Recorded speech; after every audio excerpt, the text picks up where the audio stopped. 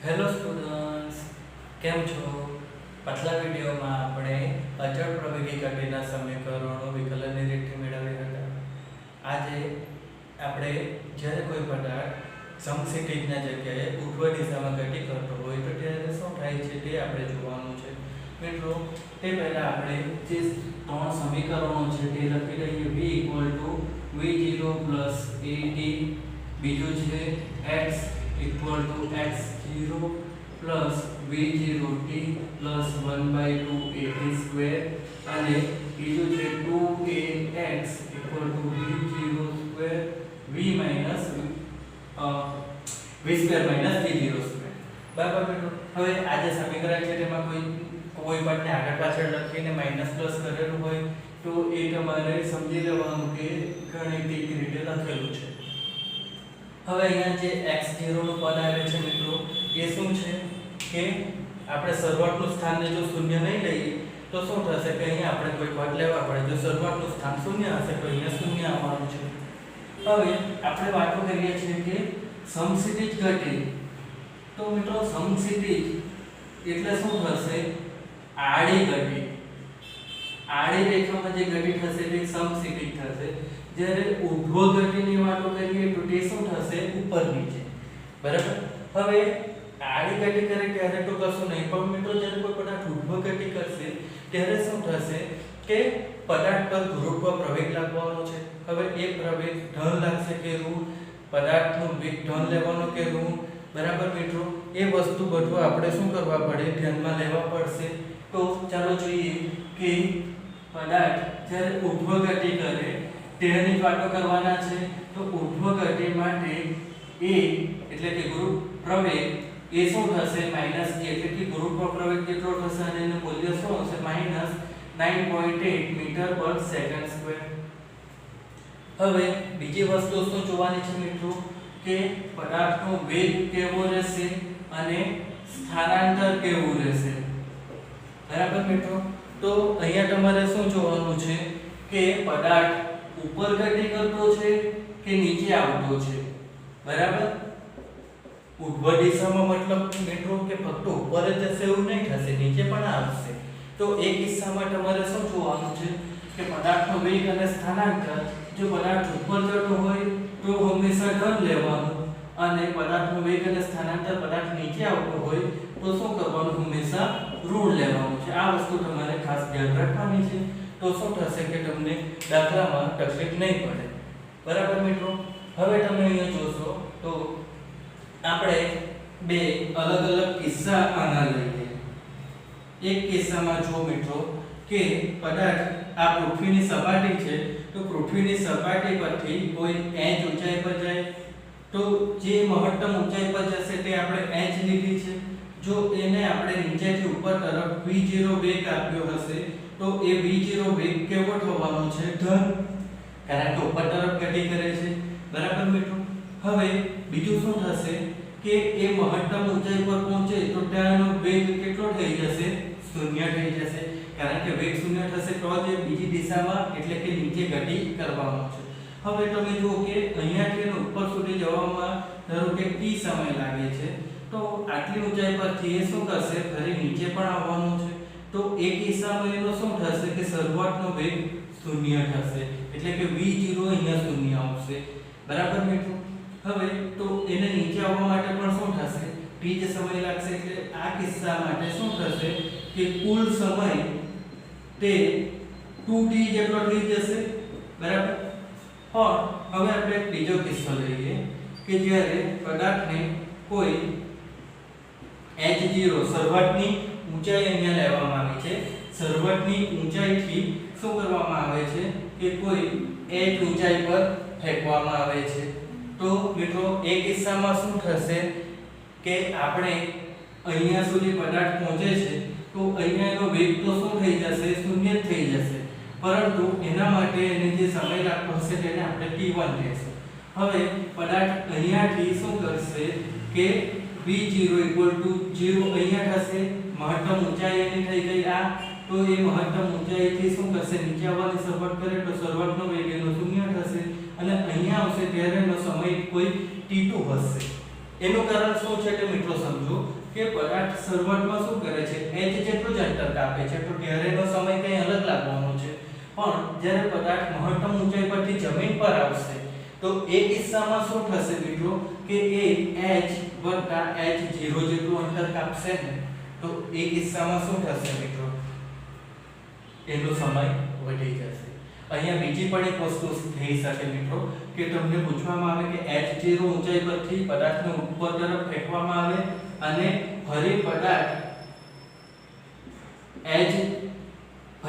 પોતાના તે જ સ્થાને આવે તો એ કિસ્સામાં કેટલો સમય લાગશે તો મિત્રો ત્યારે તમારો જે સમય હશે એ શું થશે 2t જેટલો જ થવાનો છે એટલે કે પદાર્થને અહીંયાથી અહીંયા જવામાં જેટલો સમય લાગે એટલો સમય એને અહીંયાથી અહીંયા આવવામાં લાગશે ને તો એ કિસ્સામાં શું થશે મિત્રો કે તમને જે વસ્તુ દાખલામાં આપી હોય તે તમારે ખાસ ધ્યાનમાં લેવાની રહેશે કે પદાર્થને કોઈ ઊંચાઈ પરથી મહત્તમ ઊંચાઈ પર ફેંકવામાં આવે અને પદાર્થ જમીન પર આવતો છે કે પદાર્થ ફરી તે જ સ્થાન પર આવતો છે તેના માટેનો સમય પૂછે તમારે ખાસ ધ્યાન રાખવાનું રહેશે હવે આપણે અહીંયા જોશું કે શરૂઆતનું જે સ્થાન હોય તે x0 0 હોય પરંતુ હવે આપણે અહીંયા ઊંચાઈની વાત કરશું તો x0 ને આપણે શું કહીશું h0 0 હોય અને બીજા કિસ્સામાં x0 એટલે કે શરૂઆતની ઊંચાઈ 0 નહીં હોય તો આ બે કિસ્સા માટે આપણે શું કરીશું મિત્રો હવે કે કુલ સમય કેટલો લાગે અને એનો મહત્તમ ઊંચાઈ કેટલી મેળવે વગેરે વિશે આપણે માહિતી મેળવીએ તો જુઓ કે પહેલું શું થશે મહત્તમ ઊંચાઈએ જવા માટે લાગતો સમય તો મિત્રો એના માટે આપણે શું કરીશું કે મહત્તમ ઊંચાઈ પર જશે બરાબર તો 1 પરથી આપણા આ ત્રણ સમીકરણો છે તેમાં 1 2 અને 3 તો તેમાં 1 પરથી આપણે શું લખી શકીએ કે મહત્તમ ઊંચાઈ પર પદાર્થનો વેગ કેવો થઈ જશે 0 શરૂઆતનો વેગ એટલો જ રહેશે અને a ના સ્થાન પર હવે તમારે મિત્રો ધ્યાન રાખવાનું છે કે -g મૂકવાનું છે તો આપણે અહીંયાથી શું લખી શકીએ 0 v0 g t તો t v0 ના છેદમાં g આ મળવાનું છે હવે જ્યારે x0 એટલે કે શરૂઆતનું સ્થાન 0 ન હોય તો પણ અહીંયા શરૂઆતનું સ્થાન વિશે કોઈ આવતું જ નથી તો શું થશે 0 v0 gt એટલે અહીંયા પણ શરૂઆતનું સ્થાન માટેનો સમય જે હશે એટલે શું થશે t v0 ના છેદમાં g જ આવશે હવે બીજું વસ્તુ આપણે કે મહત્તમ ઊંચાઈ કેટલી થવાની છે તે જોઈએ તો મહત્તમ ઊંચાઈ માટે મિત્રો આપણે શું કરીશું કે આ જે સૂત્ર છે તે ધ્યાનમાં લઈશું તેમાં x0 જે છે એ આ કિસ્સામાં 0 છે તો આપણે શું લખીશું 2 a ના સ્થાન પર -j લેવાનું ધ્યાન રાખવાનું અને x x0 તો x0 0 એટલે આપણે લેશું અહીંયા h0 v2 તો અંતિમ વેગ 0 થશે મહત્તમ ઊંચાઈ પર એટલે 0 નો -v0 એટલે શરૂઆતનો વેગ બરાબર મિત્રો તો અહીંયા આપણે શું કરવાનું છે h0 શોધવાનું છે તો તે આપણને શું મળશે મિત્રો કે માફ કરશો h આવશે ફક્ત h આવશે h0 તો 0 છે તો h બરાબર શું થશે મિત્રો કે v02 ના છેદમાં 2g આવવાનું છે તે જ રીતે આપણે આ તરફ જોશું તો મહત્તમ ઊંચાઈ આપણને શું થશે મિત્રો 2 - g અને h - h0 આવશે અહીંયા જે ફક્ત h આવતો હતો તેની જગ્યાએ h - h0 આવશે તેના બરાબર 0 - v0 નો વર્ગ એટલે અહીંયા શું થશે h - h0 તેના બરાબર v02 ના છેદમાં 2g આવવાનું છે હવે અહીંયા આપણે આ કિસ્સા માટે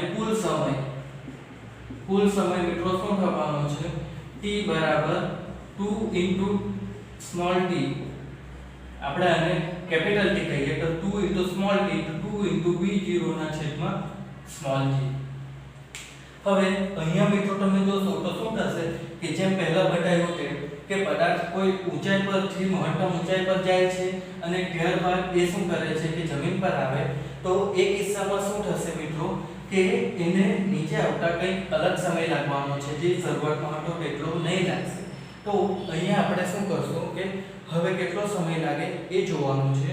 તો આ જે સૂત્ર છે એમાં આપણે કિંમત મૂકીશું. હવે બીજા જે સમીકરણ છે એમાં આપણે હવે કિંમત મૂકીશું.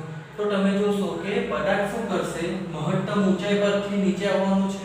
તો મહત્તમ ઊંચાઈ પર v0 એટલે કે શરૂઆતનો વેગ 0 થશે. તો એ વસ્તુ આપણે અહીંયા ધ્યાનમાં રાખવાની છે. તો હવે તમે જુઓ કે સમીકરણ 3 પરથી આપણને શું મળશે, અહીંયા આ બીજા કિસ્સામાં x x0 છે તો h x equal to અહીંયા છે બરાબર, x equal to x0 તો h equal to h0 વત્તા શરૂઆતનો વેગ 0 થશે એટલે આખું પદ 0 1/2 a ના સ્થાન પર આવશે -g into t square. આપણે શોધવાનો છે સમય. તો શું થશે મિત્રો, h h0. હવે અહીંયા h ની જે સ્થાન છે તે પણ મિત્રો 0 થઈ જશે. અહીંયા તમે જોશો તો જ્યારે પદાર્થ જમીન પર આવી જાય તો ત્યારે એની ઊંચાઈ શું થશે, કશું નહીં કહેવાય એટલે એ શું થશે, 0 આવી જશે.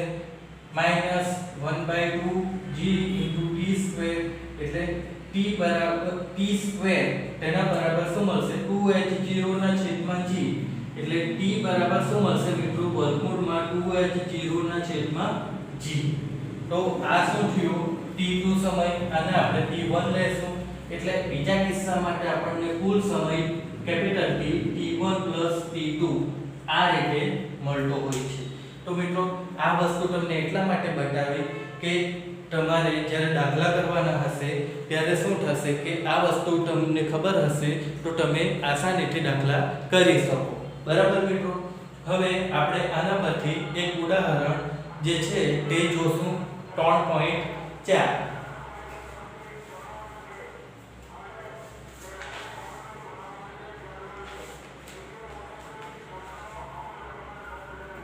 મિત્રો હવે આ જે સૂત્રો છે તે હું એમ જ રવા દઉં છું.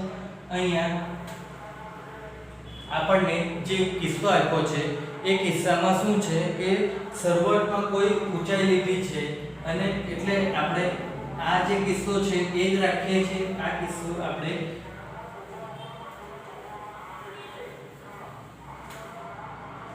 કાઢી રાખીએ છીએ. મિત્રો ઉદાહરણ 3.4 જે છે એ 3.4 માં આપણને કીધું છે કે એક બોલને કોઈ ઊભી બિલ્ડિંગ પરથી ઉપર તરફ ફેંકવામાં આવે છે ત્યારે એનો વેગ 20 મીટર પર સેકન્ડ હોય છે. બિલ્ડિંગની ઊંચાઈ 25 મીટર છે. હવે ગ્રાઉન્ડ થી એટલે અહીંયા આપણને શું થયું છે, h0 એટલે કે શરૂઆતની બિલ્ડિંગની ઊંચાઈ 25 મીટર આપી છે.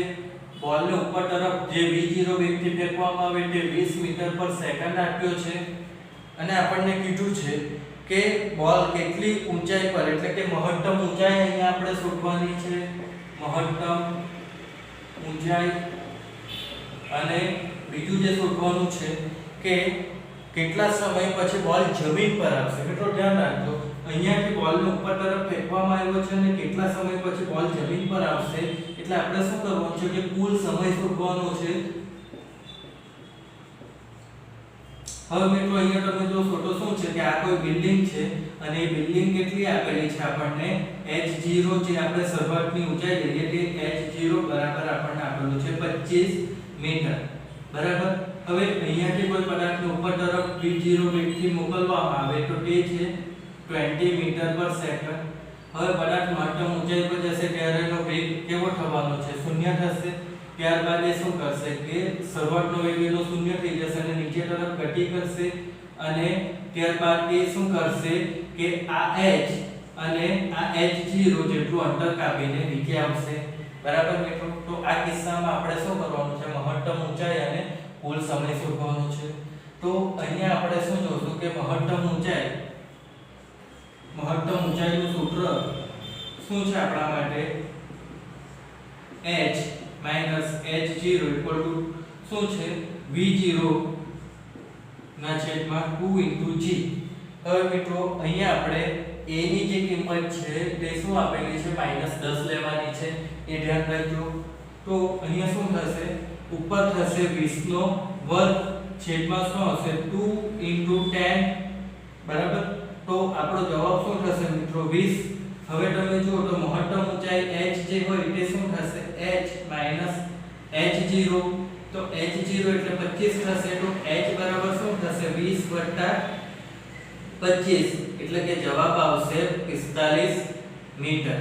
અહીંયા મિત્રો તમે h - h0 રવા દે અને 20 જો રાખતે તો તે પણ મહત્તમ ઊંચાઈ થશે, પરંતુ તે શું કહેવાશે કે બિલ્ડિંગ પરથી મહત્તમ ઊંચાઈ તો તે 20 સેન્ટીમીટર આવશે અને જમીન પરથી મહત્તમ ઊંચાઈ તો તે આવશે 45. બરાબર મિત્રો. હવે બીજી જે વસ્તુ છે એમાં કુલ સમય શોધવાનો છે.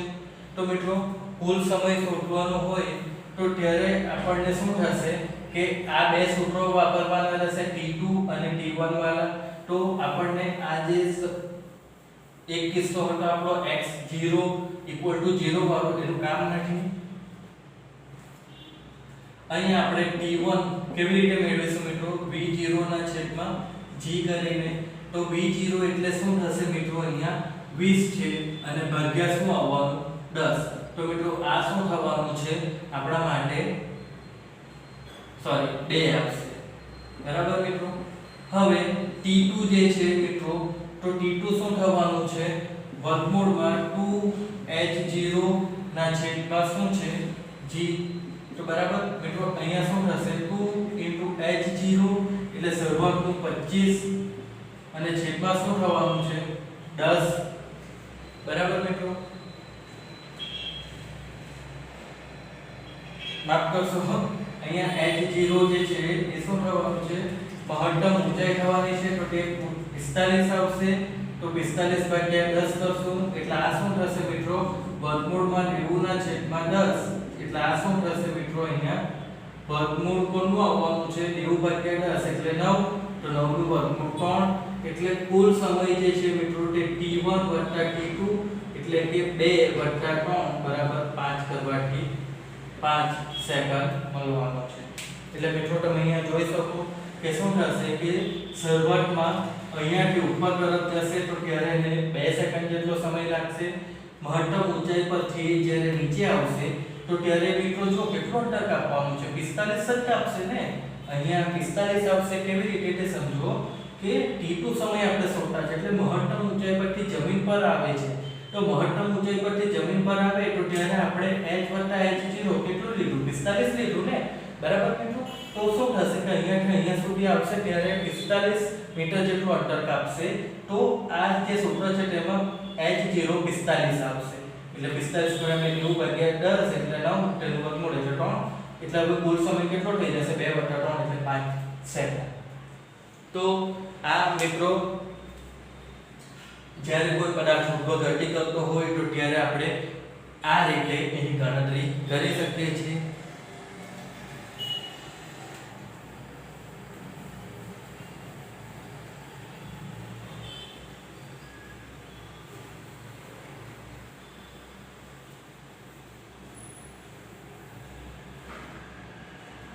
હવે મિત્રો આપણે બીજી મજેદાર વસ્તુ જોવાની છે સ્ટોપિંગ ડિસ્ટન્સ.